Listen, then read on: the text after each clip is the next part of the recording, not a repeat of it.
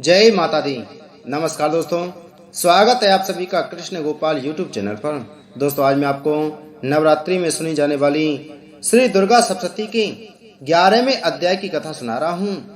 महर्षि मेधा कहते हैं, दैत्य के मारे जाने पर इंद्र आदि देवता अग्नि को आगे करके कात्यायनी देवी की स्तुति करने लगे। उस समय अभीष्ट की प्राप्ति के कारण उनके मुख खिले हुए थे। देवताओं ने कहा, हे शरणागतों के दुख को दूर करने वाली देवी, तुम प्रसन्न हो। हे संपूर्ण जगत की माता, तुम प्रसन्न हो।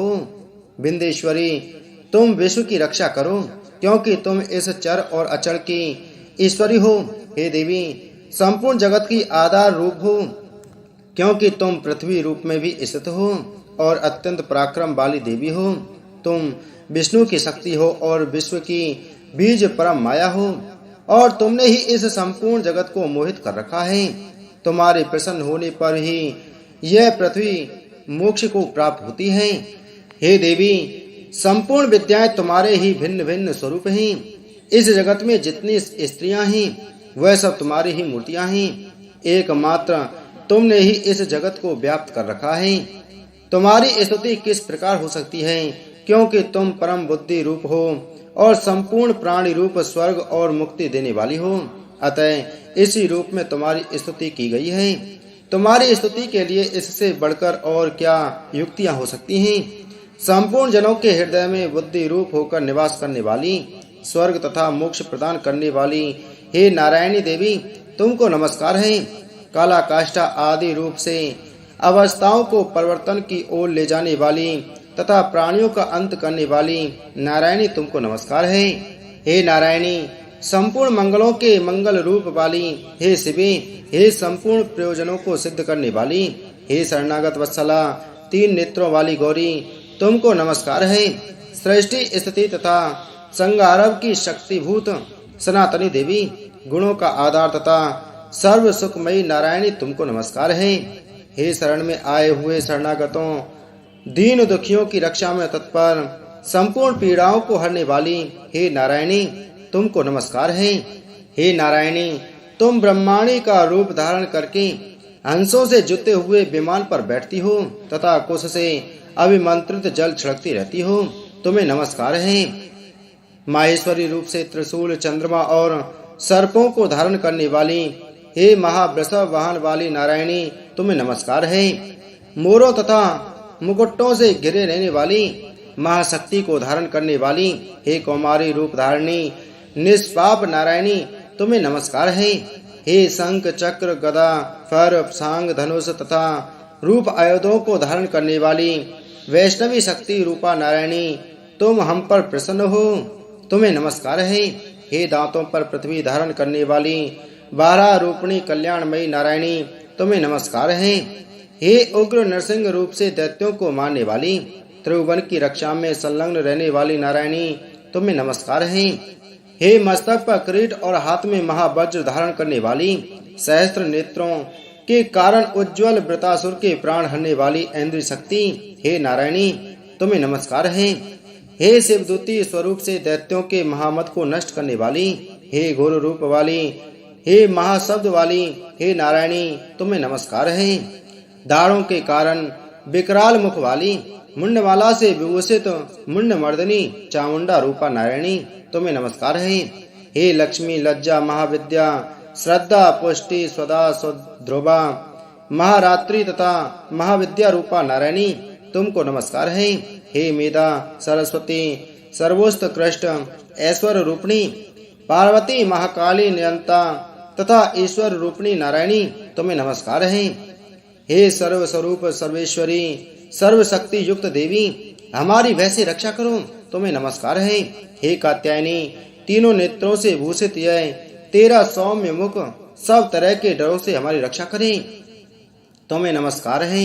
हे भद्रकाली, ज्वालाओं के समान भयंकर, अति उग्र एवं संपूर्ण असुरों को नष्ट करने वाला, तुम्हारा त्रिशूल हमें भयों से बचावे, तुमको नमस्कार है। हे देवी, जो अपने शब्द से इस जगत को पूरित करके दैत्यों के तेज को नष्ट करता है, वह आपका घंटा इस प्रकार हमारी रक्षा करे, जैसे कि माता अपने पुत्रों की रक्षा करती है। हे चंडिके, असुरों के रक्त और चर्बी से चर्चित जो आपकी तलवार है वह हमारा मंगल करे। हम तुमको नमस्कार करते हैं। हे देवी, तुम जब प्रसन्न होती हो तो संपूर्ण रोगों को नष्ट कर देती हो, और जब रुष्ट हो जाती हो तो संपूर्ण वांछित कामनाओं को नष्ट कर देती हो। और जो मनुष्य तुम्हारी शरण में जाते हैं उन पर कभी विपत्ति नहीं आती, बल्कि तुम्हारी शरण में गए हुए मनुष्य दूसरों को आश्रय देने योग्य हो जाते हैं। अनेक रूपों से बहुत प्रकार की मूर्तियों को धारण करके इन धर्मद्रोही असुरों का तुमने संहार किया है। वह तुम्हारे सिवा कौन कर सकता था? चतुर्दश विद्याएं, 60 शास्त्र और चारों वेद तुम्हारे ही प्रकाश से प्रकाशित हैं। उनमें तुम्हारा ही वर्णन है। और जहाँ राक्षस, विषैले, सर्प, शत्रुगण हैं, वहाँ और समुद्र के बीच में भी तुम साथ रहकर इस विश्व की रक्षा करती हो। हे विश्वेश्वरी, तुम विश्व का पालन करने वाली विश्व रूपा हो, इसलिए संपूर्ण जगत को धारण करती हो। इसलिए ब्रह्मा, विष्णु, महेश की भी बंदनियां हो। जो भक्ति पूर्वक तुमको नमस्कार करते हैं वह विश्व को आश्रय देने वाले बन जाते हैं। हे देवी, तुम प्रसन्न हो और असुरों को मारकर जिस प्रकार हमारी रक्षा की है, ऐसे ही हमारे शत्रुओं से सदा हमारी रक्षा करती रहो। संपूर्ण जगत के पाप नष्ट कर दो और पापों तथा अनेक फल स्वरूप होने वाली महामारी आदि बड़े बड़े उपद्रवों को शीघ्र ही दूर कर दो। विश्व की पीड़ा को हरने वाली देवी, शरण में पड़े हुओं पर प्रसन्न हो। त्रिलोक निवासियों की पूजनीय परमेश्वरी, हम लोगों को वरदान दो। देवी ने कहा, हे देवताओं, मैं तुमको वर देने को तैयार हूँ। आपकी जैसी इच्छा हो वैसा वर मांग लो, मैं तुमको दूंगी। देवताओं ने कहा, हे सर्वेश्वरी, त्रिलोकी के निवासियों की समस्त पीड़ाओं को तुम इसी प्रकार हरती रहो और हमारे शत्रुओं को इसी प्रकार नष्ट करती रहो। देवी ने कहा, वैवस्वत मनवंतर के 28वें युग में 2 और महाअसुर शुंभ और निशुंभ उत्पन्न होंगे। उस समय मैं नंद गोप के घर से, यशोदा के घर से उत्पन्न होकर विंध्याचल पर्वत पर शुंभ और निशुंभ का संहार करूंगी। फिर अत्यंत भयंकर रूप से धरती पर अवतीर्ण होकर मैं विप्रचिति नामक दानवों का नाश करूंगी। उन भयंकर महाअसुरों को भक्षण करते समय मेरे दांत अनार पुष्प के समान लाल होंगे। इसके पश्चात स्वर्ग में देवता और पृथ्वी पर मनुष्य मेरी स्तुति करते हुए मुझे रक्त दंतका कहेंगे।